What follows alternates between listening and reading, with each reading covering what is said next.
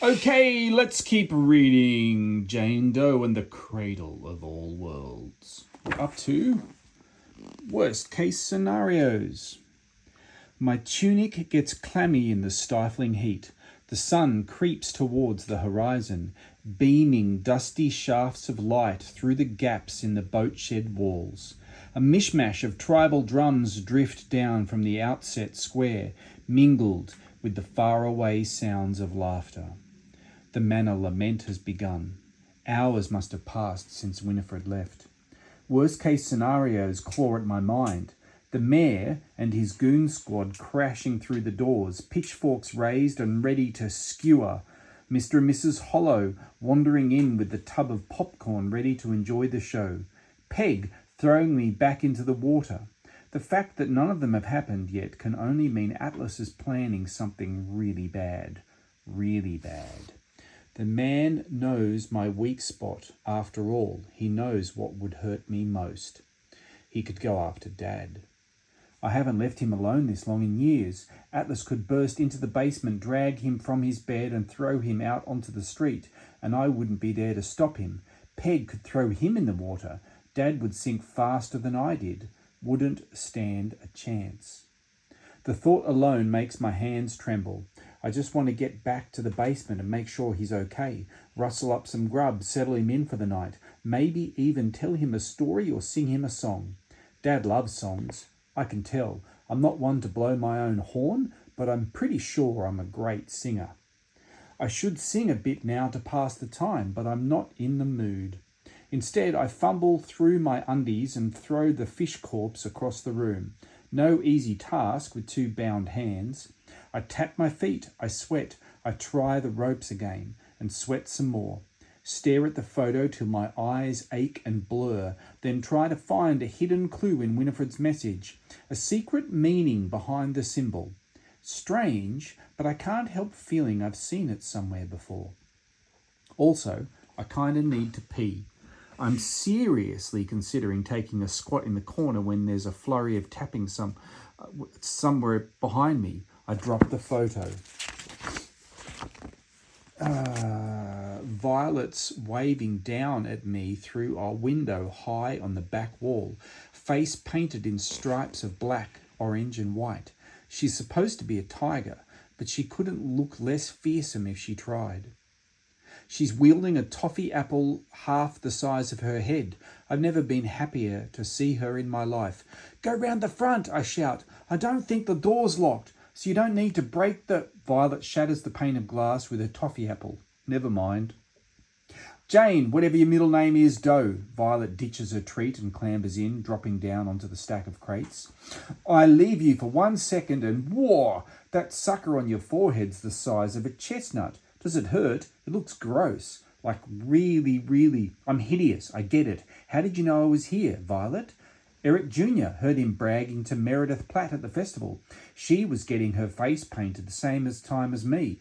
Got a butterfly on her cheek. Can you believe that? Focus, Violet. What did he say exactly? Eric Jr., he said you tried to drown all the fisher folk and Winifred Robin caught you. And he said it's a secret. I don't think many people know yet. Cool cage, by the way. Yeah, I love it. Almost want to stay here forever. Yeah, she cocks her head. Wait, really? Of course bloody not. Thanks for coming, kid. Look through that junk down there for something to cut this damn rope. I've got to get out of here pronto. Violet leaps down from the crates and searches through the junk scattered around the shed. By the way, I waited like half an hour for you, even after the little quake happened. Then I went home, just like you said, and I waited and waited. Did you check on my dad? Is he okay? He's fine. I told you he'd be fine. I sat with him for a while, but then I got really bored and thought maybe Atlas might have taken you to check out the festival. So I headed back to the outset and, well, then I got distracted. She rummages through the tackle box. You should have told me you were going to wreck half the cove. It was an accident, Violet, and it wasn't half the cove, it was one jetty. Still, would have been cool to see. She pulls a small fishing knife from the tackle box and skips towards the cage. I could have helped you teach him a lesson. Bless her little boots. She hacks away at the rope around my hands, chewing out on her tongue. She always chews on her tongue when she concentrates. Her parents hate it. Actually, they seem to hate everything about her. Maybe they love her deep down, but they never show it. Truth is, they've resented her ever since she became friends with the girl in the basement. They tried to stop it happening. For the first 2 years of Violet's life, Mr. and Mrs. Hollow made sure we were never in the same room together. Before I was led upstairs to clean the house, she'd be locked in her room. Before she was brought down to the kitchen, I'd be locked in mine. I'd hear her crying and giggling, blowing raspberries upstairs, but I never saw her. After a while, I heard her little baby footsteps. I'd hold my ear to the basement door and listen to the tales Mrs. Hollow would tell her over breakfast. Scary stories of bad things lurking under houses and demons posing as amber-eyed girls. But the Hollows didn't know who they were dealing with. Even as a toddler, Violet was enthralled. I began to hear her shuffling around outside the door. One day I looked through the keyhole and saw her eyeballs staring right back. Mrs. Hollow dragged her away and told her she could burst into flames just by looking at me, which only made the little pyro want to see me even more. She sneaked outside a few hours later and made her way round to the basement window. I'll never forget that moment, me standing at the base of Dad's bed looking up, Violet fogging up the glass with her breath, smiling down. The rest, as they say, is history. So, Violet says now, what was she like? What was who like? Winifred Robin, Violet tuts at me. Come on, you could act a little more excited. She's only the most amazing adventurer Blue Haven's ever seen. She's been into the manor more times than anyone. I've read all her books. Kids at school say she went batty after the manor shut up shop, like most of the old folks round here. I suppose. She lives under the museum, never talks to anyone. She's pretty much a hermit, but like a cool one, and you actually got to meet her. Lucky me. Violet cuts through the last few strands of rope and it unravels to the cage floor. I rub the red raw marks around my wrists and take the knife. Thanks. I saw away at the rope around my feet.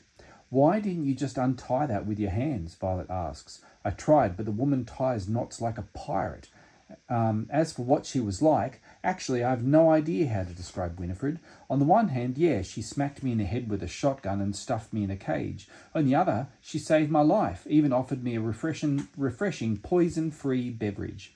I cut through the rope and kick it away, stand and stretch. She was the one who slipped the photo through the window this morning, not Atlas. She wrote the message. She's messing with me, but I hand Violet my baby photo. Look.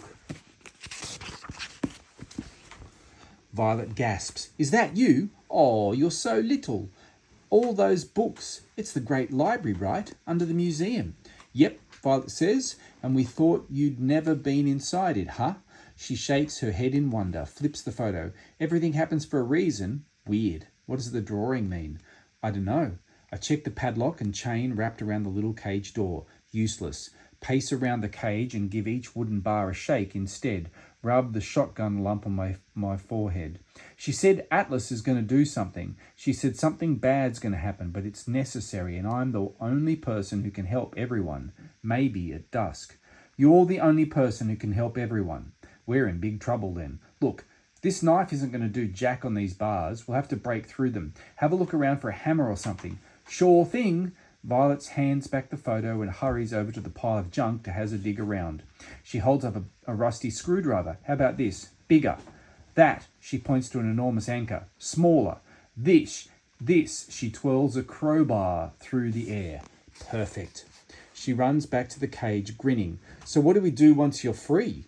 Sneak out of here. I stuff the photo into my pocket, wedge the crowbar between the two bars and pull. Head back to the house, make sure my dad's okay, track down Winifred again and get some answers. One of the bars cracks. I smile and reposition the crowbar. Atlas is going to go mental when he finds an empty cage. Did Eric Jr. mention what he was going to... A hot breath of wind blows through the gaps in the boat shed walls, carrying with it the sound of the drums again. The drums and a distant chuckle. We freeze. A voice. The slow clippity-clop of a horse. Footsteps getting louder. Go, I whisper, tossing the crowbar from the cage. Out the window. No way, Jane. If they're taking you somewhere, I'm going too. Look, I appreciate that, but we don't have time to. What are you doing? She's crawling under the wagon. That's what. No, Violet, get out of here. But it's too late. The horse's clippities have stopped clopping. The door rattles. Run first chance you get, kid, I mutter. If they catch you, I'll kick 'em in the nuts, Violet whispers. Suckers won't even see it coming.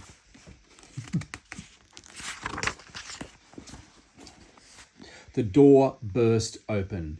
Golden light fills the shed with a swirl of dust. 4 silhouettes stand in the doorway. Atlas, Peg, Eric Jr. and a horse. My worst case scenario is about to begin.